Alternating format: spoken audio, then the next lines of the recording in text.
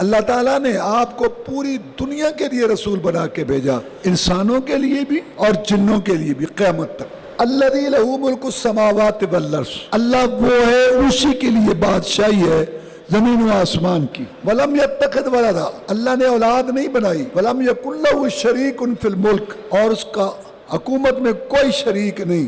وخلق کل شیء، ہر چیز کو اس نے پیدا کیا۔ قدرہ تقدیرہ، اور سب کی تقدیر بھی اس نے بنائی۔ تو عبادت تو اس کی ہونی چاہیے، لیکن لوگ شیطان کے بہکاوے میں آ کے واتخذوا من دونہ آلہہ، لوگوں نے اللہ کے علاوہ اور معبود مشکل کشا عادت روا داتے بنا لیے۔ لا یخلقون شیئا، انہوں نے کچھ بھی پیدا نہیں کیا۔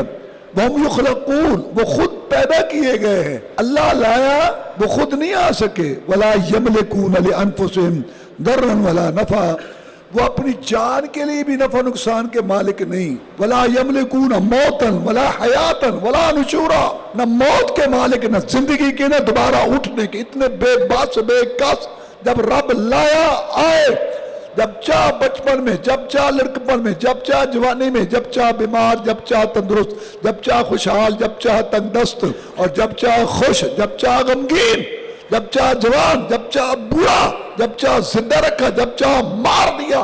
جو اتنے بے بس بے کس محتاج لوگوں نے ان کو معبود بنا لیا، اور جس نے زمین و آسمان، کائنات، چاند سورج ستارے، ندیاں نالے، پہاڑ سمندر دریا، سب کچھ پیدا کیا، اس کے ساتھ شریک بنایا ان بے بسوں کو۔